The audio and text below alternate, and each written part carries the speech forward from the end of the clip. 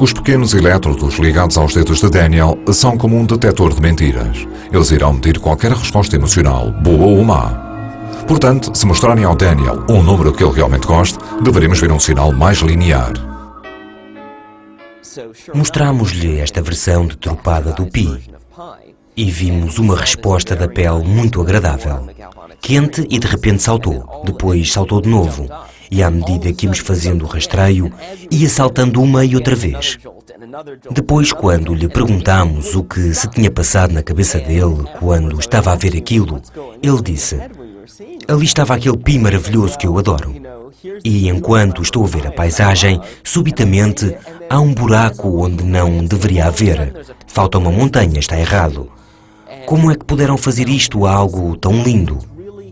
Embora tivesse sido um pouco maldoso ter-lhe feito aquilo, mostrou que ele tem de facto alguma emoção associada a estes números, porque a resposta da pele disparou.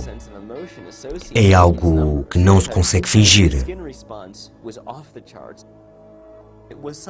Estes são o tipo de coisas que me mostram que ele não nos está a enganar. Até os erros que o Daniel está a cometer são os erros que me dizem: ele é legítimo. Um embusteiro não conseguiria fazer isto. Portanto, se Daniel é legítimo, como é que consegue efetuar cálculos tão grandes sem qualquer esforço consciente? Fez os cálculos na sua cabeça. O que é que se passa exatamente na sua cabeça? O que é que esteve a fazer? Vejo uma imagem na minha cabeça e essa imagem começa a mudar, como que a evoluir. É bastante vaga no início e vai se tornando cada vez mais nítida. Depois, consigo retirar os números dessa paisagem. Vai ficando cristalizada. Sim. Numa multiplicação, os dois números aparecem à frente como duas formas distintas. O espaço entre elas é ocupado por uma terceira forma que Daniel sente como um terceiro número. A resposta correta. Ele está a fazer cálculos matemáticos, mas nem sequer dá conta disso. No que toca a números, parece que o cérebro de Daniel está a fazer algo realmente extraordinário. Fiquei desconcertado. Algo que os cientistas ainda não conseguem explicar.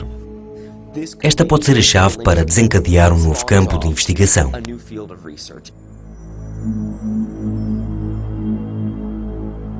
Mas ainda tínhamos um último teste para Daniel. Ele está agora a voar para a Islândia, para o seu derradeiro desafio. Demos-lhe uma semana para aprender uma língua totalmente nova a partir do zero, e depois irá ao vivo a uma estação nacional de televisão. Até os locais dizem que o islandês é confuso e impossível de pronunciar. A parte mais difícil é a gramática e os sons engraçados que nós temos. É um som como este. Com o relógio a andar, Daniel precisa desesperadamente de lições, mas a professora não parece esperançada. Existe um mito de que é impossível aprender islandês, portanto, os estrangeiros a quem ensino têm esta sensação. E é como se ele dissesse: é impossível para um humano aprender isto numa semana. É a palavra islandesa para impossível. O poder do cérebro de Daniel pode ter encontrado os seus limites.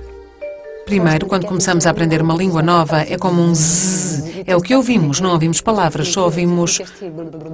E para o ouvido demora algum tempo a adaptar-se para encontrar os novos sons.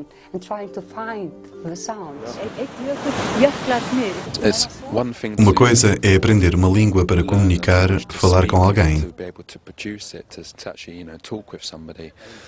A compreensão, ouvir e compreender realmente a língua, isso é outra coisa. Porque demora algum tempo para que o ouvido se habitue aos sons totalmente diferentes.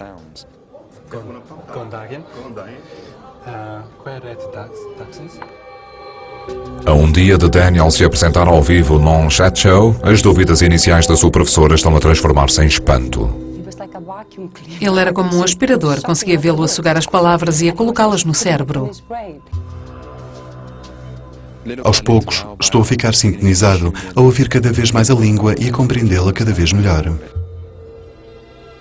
Uma coisa é conversar com a professora. Falar ao vivo a 1/4 de milhão de pessoas é o verdadeiro teste. Não faço ideia do que acontecerá amanhã à noite. Se ele ficar demasiado tenso, não sairá nada.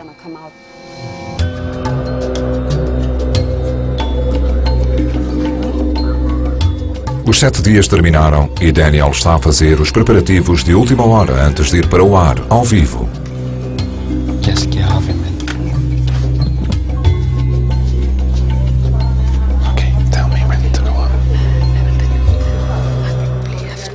Myndum ótrúlegt minni hans og tungumálanámið hluti af því. Við ætlum að reyna að tala við Daniel Tammet á íslensku næstu mínúturnar. Velkomin. Velkomin. Hvernig hefur gengið að læra? Mjög vel, takk. Íslensk fyrir mig svo falleg og já, erfitt að læra á 7 dögum. Þegar ég sé Íslendinga tala á íslensku svo auðvelt eins og anda og ég með íslensku astma.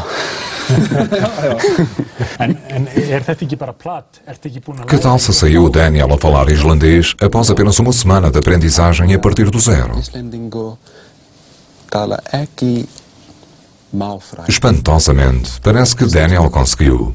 Og mjög gott að tala íslensku með Íslendinga. Fiquei espantado. Ele respondeu às nossas perguntas, compreendeu-as bastante bem e achei a sua gramática muito boa. Portanto, fiquei muito orgulhoso da nossa língua e do facto de alguém ter conseguido aprender a falá-la em apenas uma semana. Foi ótimo.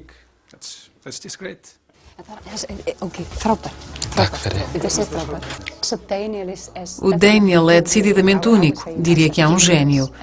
E em relação a mim, jamais estarei em contacto com uma pessoa ou um estudante tão dotado como ele, porque está para lá de tudo. Não é humano.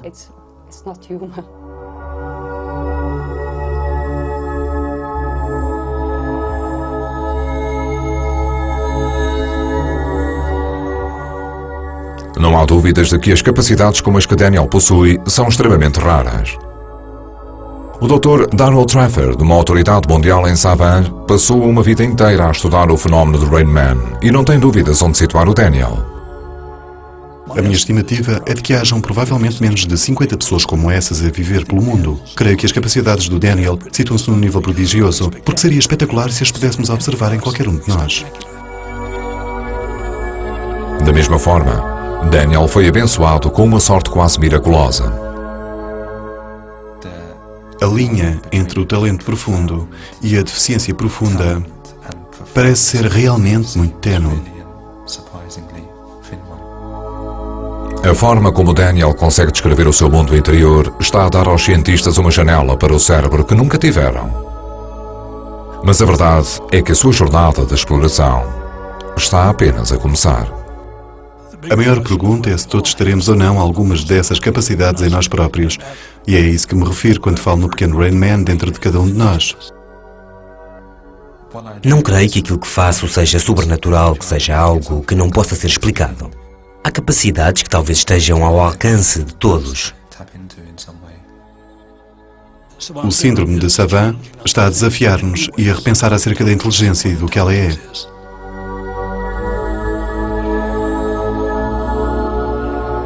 Versão portuguesa, Pátio das Cantigas.